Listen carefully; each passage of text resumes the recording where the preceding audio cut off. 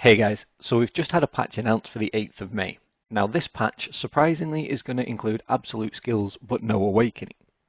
This is a little bit bizarre because usually you need awakening to access absolute skills, and absolute skills are one of the last things that you get more often than not after you've prioritized your awakenings. So if you haven't been already, you definitely need to start farming skill points. You also need to be at least level 59 to really benefit from these absolute skills. Other classes are also going to get them, so it's not just Sorc that's going to benefit from absolutes. However, it is going to hugely increase some of our main damage skills. This is going to be a nice quality of life change for Sorc.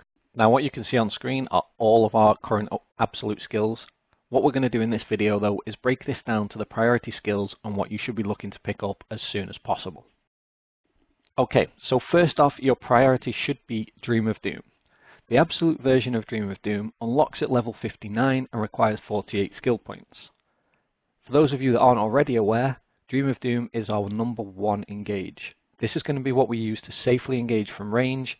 It's going to be something that we use in group PvP for mass knockdown as well.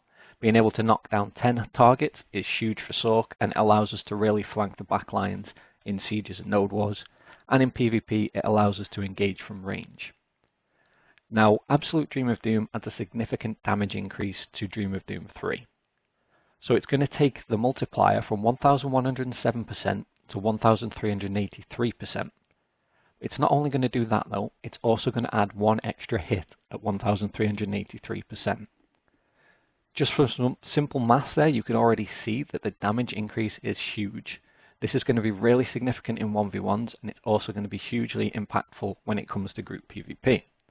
Now this should be your first absolute skill that you invest points into. However, if you are below level 59, it will alter the way that you order these skills.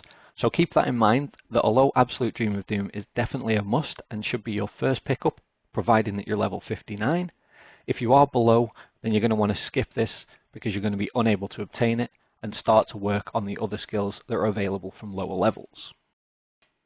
Next in line is Dark Flame. Now again, Dark Flame's Absolute is only going to be available at level 59. This one's only going to require 38 skill points. However, this is going to hugely impact your grinding speed, your 1v1 potential, and your damage in group PvP. So Absolute Dark Flame again increases the damage multiplier. It goes from 842% to 1178%, and again it adds an additional hit. Not only that, but it also adds the damage multiplier to the extra hit damage, which takes it from 842% to 1178%. And more importantly, it adds 2 extra targets to the maximum targets. This is going to allow you to hit multiple people in group PvP, grind more mobs, and just put out a whole lot more damage. In 1v1 scenarios, this is going to help us to cut through that DP stacking that people have got, and is going to massively improve our one-to-one capabilities. Now Sorc is already a really strong one-to-one dueling class. However, being able to combo better and having a stronger air combo is going to be huge, which is what's coming with absolute skills. It's going to allow us to pick off targets much easier and much safer because of the increase to our damage. If you're level 59, which a lot of people will be by the time the absolute skills come out, you're really going to start to feel the increase on damage from Dark Flame. You should have reasonably high gear at this point as well, and as you start to close in on that 209 AP bracket that gives us an extra burst of AP, you're going to really feel this with absolutes. Having such a high modifier on our skills is one of the benefits of playing the Sorc class, and Absolute Dark Flame really improves this for us. This is one of the main skills that you want to pick up, and even if you don't pick up Dream of Doom for the group PvP side of things, I would definitely say that Dark Flame should be a high priority. That's why it's going to be second on my list, and I'm going to have the skill points ready to go on this one straight away.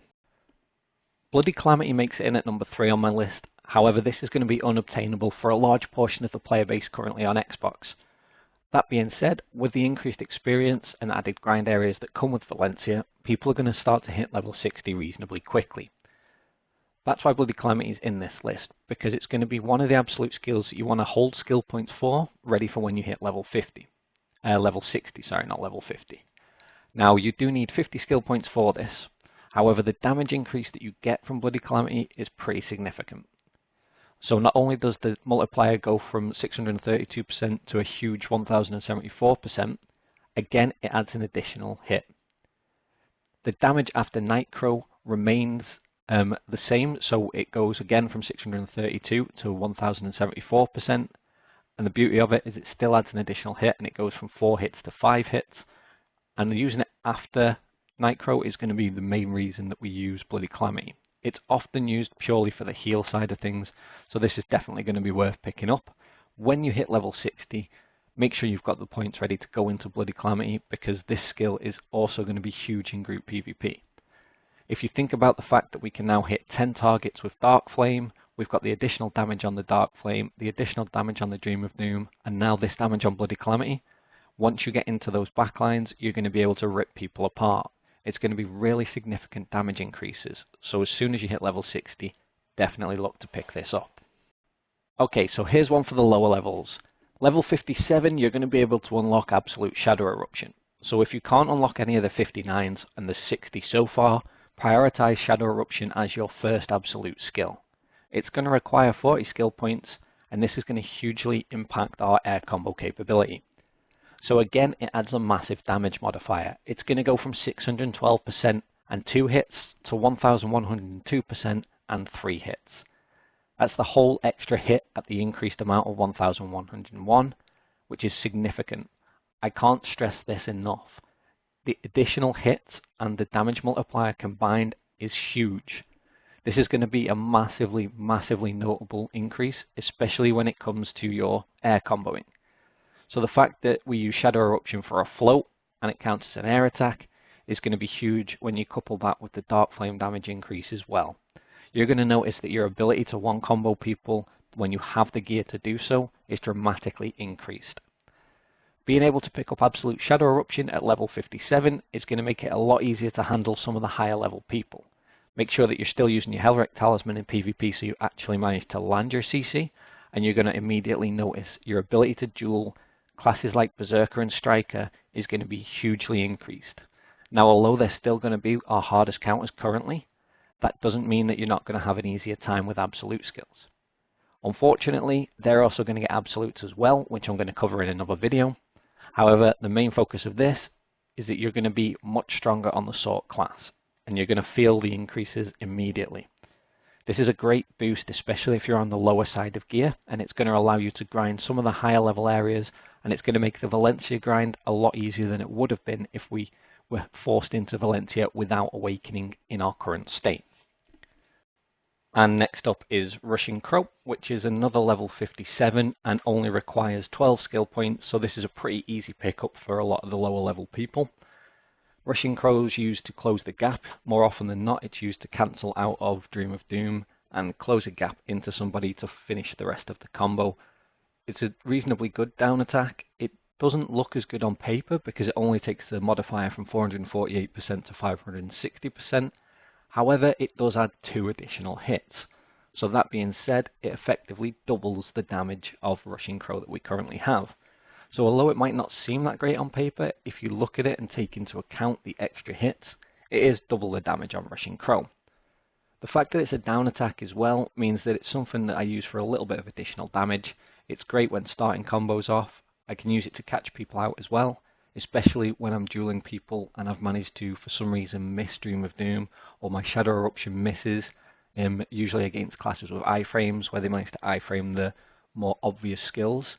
Being able to follow up with Rushing Crow and catch them with the Bound is pretty solid engage as well. However, just remember that this is unprotected. But overall, Rushing Crow is a really solid pickup for your absolute skills. Definitely something that you should look to pick up, and because it's a level 57 skill, it's really going to be easy for everybody to grab. Okay, now this last one is quite debatable in the Sorc community, and that's picking up Absolute Midnight Stinger. So it does require 30 points, and it can be picked up at level 56 or higher, which means it's probably one of the most easily obtainable absolute skills. Also, the damage modifier on this takes it from 95% up to 361%, however it doesn't add any additional hits. This alone makes it solid for an increase to damage, and it's great for a filler, or when you're looking to fish out for some CCs. However, because of it being an unprotected skill, it is incredibly risky to use this in a PvP scenario. That being said though, I do tend to use it quite a lot. Midnight Stinger I do often throw into the middle of combos if I don't intend on doing a full down smash combo. Then I will use Midnight Stinger, followed by a knockdown, and then back out. So the extra damage on Stinger is useful. It's going to be great for grinding. It's something that you can pick up if you have the spare points, or if you're level 56 looking to level 57, and you can't pick up some of the more impactful skills that I've gone over at the start of this video, then Midnight Stinger is definitely going to be something you want to grab. However, if you are at 59 or 60, this becomes massively lower priority. So overall, it's probably not going to be your priority pick unless you are at level 56. If you're at level 57, you're going to want to pick up Shadow Eruption first anyway, and then you can pick up Midnight Stinger. However, at the lower levels, at 56 to 57, you're going to be starved for skill points. So overall, putting points into your absolutes at this time isn't going to be worthwhile. Okay then, so looking back at this list of all the absolute skills that Sorceress has, you can see that I've picked out some of the key skills. Now the reason for this are skills like Bloody Calamity, Dark Flame, Dream of Doom, Rushing Crow, Shadow Eruption, and Midnight Stinger are all used after Awakening. So taking into account that these skills were originally added after Awakening, this is where we get this information from. There are some skills in here that are worth mentioning that pre-Awakening you are going to be using. So things like Crow Flare and Beat Kick can be solid pickups if you find that you're using kick combos a lot. Also, you've got to take into account the current level you're at and what skills you tend to use more often than not. So if you're somebody that grinds and uses Black Wave a lot, picking up Absolute Black Wave could be worthwhile for you. This is by no means a solid you have to use these absolute skills. However, it has come from a lot of research from the PC community. These absolute skills have been handpicked because they're going to be useful in Awakening. So if you're looking to limit how many skill points you have to invest and how many times you have to do skill resets, picking up the bare minimum and the best choices for absolute skills come the 8th of May is definitely going to be the key to managing your skill points moving forwards. Hopefully we're going to get a skill reset either with absolute skills or with Awakening. However, if not, chances are pretty much everybody's going to have to buy one. Otherwise they're going to be running suboptimal builds and they're going to start to really feel the difference in their fighting of other classes. These absolute skills aren't going to change the gameplay of the Sorc class. However, what they are going to do is amplify our damage at the moment and how we can better cut through higher DP targets and better combo lower DP targets. Overall, definitely start working on your skill points. If you are new to the game and you're new to the Sorceress class, I hope that you found this helpful. If you are a veteran in the game, maybe some of this information will have helped clear up some of the questions that you have. If not though, by all means put your questions in the comments section. As always, if you're new to this channel, hit that subscribe button. I appreciate all the feedback and everybody that's been supporting the channel so far. I'll also be streaming, as a lot of you already know, on twitch.tv/UKVext. I'm moving from YouTube because I'm now affiliated with Twitch, and unfortunately I can't do the same multi-platform streaming that I was doing.